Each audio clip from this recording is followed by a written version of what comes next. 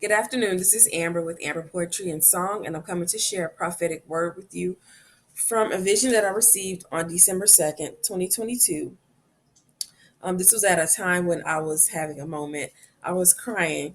And so at 8:44, I saw a teddy bear with a red shirt while listening to Refiner by Maverick City Music. Um, 8:44, when I looked it up, means of one's own accord.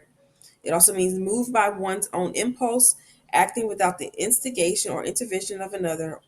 Also, it means often, well, another definition, but it's the same. It says often used of earth producing plants itself and of the plants themselves and the fruits, um, and the fruits growing without culture. So these type of plants are called perennials. I have the definition of a perennial is plants or flowers that come back year after year and found in every yard. So this is a word that pertains to harvest, jubilee, and rest. Um, and so also the teddy bear that I saw, when I looked up what teddy bears stand for, teddy bears can mean love, can mean an unconditional love from a parent, and then it also means loyalty, faith, growth, and happiness. As to why people would give teddy bears. So the place that I was led to read from is Mark chapter 4, verses 26 through 29. So Mark chapter 4, verses 26 through 29 says, this is about the parables about the kingdom. It says, and he says, so is the kingdom of God as if a man should cast seed into the ground and should sleep and rise night and day, and the seed should spring and grow up. He knoweth not how, but the earth bringeth forth fruit of herself. First the blade, then the ear, after that the full corn in the ear. But when the fruit is brought forth immediately, he putteth in the sickle, because the harvest is come. Okay, the next place that I'm going to go to is Leviticus chapter 25 and read verses 1 through 22. 1 through 22. And this is about the Sabbatic year in the year of Jubilee. It says, and the Lord spake unto Moses in Mount Sinai, saying, speak unto the children of Israel, and say unto them, when ye come into the land which I give you, then shall the land keep a Sabbath unto the Lord. 6 years thou shalt sow thy field, and 6 years thou shalt prune thy vineyard, and gather in the fruit thereof. But in the seventh year shall be a Sabbath of rest unto the land, a Sabbath for the Lord. Thou shalt neither sow thy field nor prune thy vineyard. That which groweth of his own accord of thy harvest thou shalt not reap. Neither gather the grapes of thy vine undressed, for it is a year of rest unto the land. Verse 6 says, and the Sabbath of the land shall be meat for you.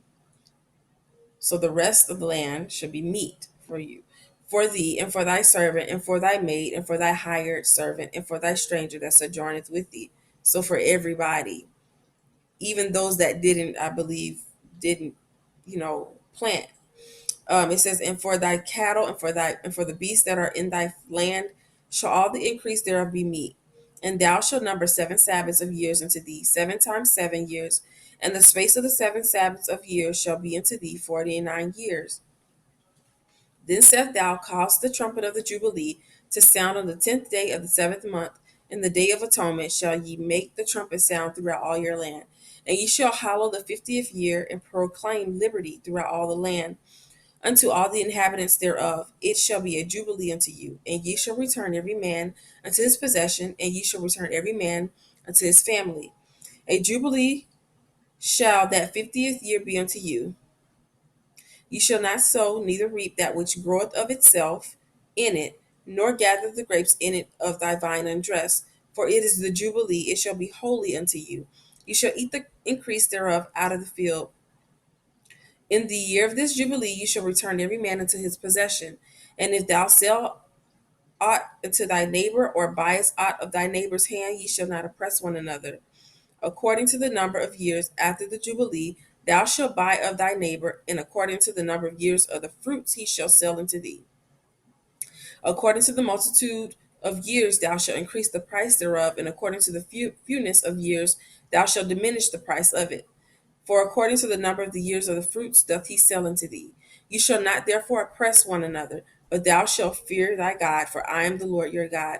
Wherefore ye shall do my statutes and keep my judgments and do them. And ye shall dwell in the land in safety. And the land shall yield her fruit, and ye shall eat your fill, and dwell therein in safety. And if ye shall say, what shall we eat the seventh year? Behold, we shall not sow nor gather in our increase. Sorry. Then I will command my blessing upon you in the 6th year, and it shall bring forth fruit for 3 years. And ye shall sow the 8th year, and eat yet of old fruit until the 9th year. Until her fruits come in, ye shall eat of the old store. Okay. Um, so I also want to go to Hebrews chapter 11 is where else I was led to, because when I looked up 122 from the date 12/2, I got goat skin. So Hebrews chapter 11 is the next place I'm going to go to.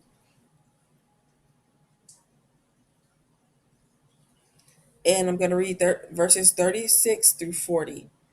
This is about the triumphs of faith. So 36 says, and others had trial of cruel mockings and scourgings, yet moreover of bonds and imprisonment.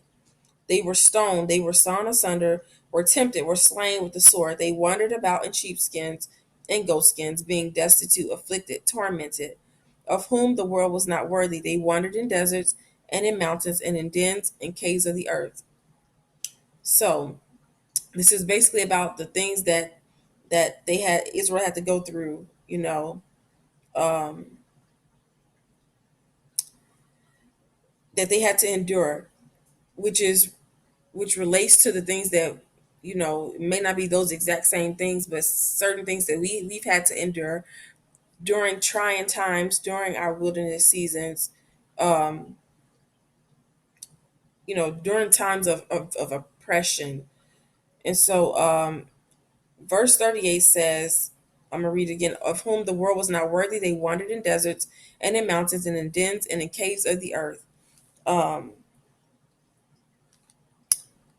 Verse 39 says, and these all having obtained a good report through faith received not the promise, God having provided some better thing for us, that they without us should not be made perfect.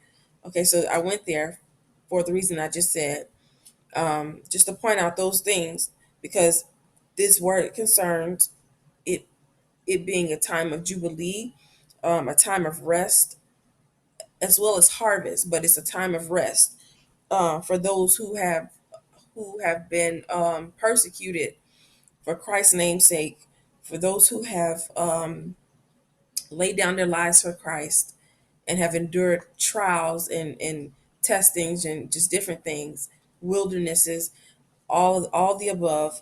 And so, what this word is saying with this vision is that this is about the Lord showing his unconditional love towards his children and giving us rest from the hard work we have put in to lay down our lives completely for him in order to follow him and be more like him.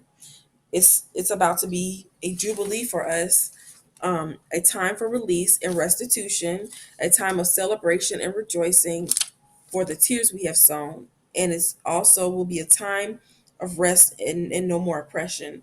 Um, and so that is what was revealed to me as I was sitting before the Lord with this word, interpreting this vision.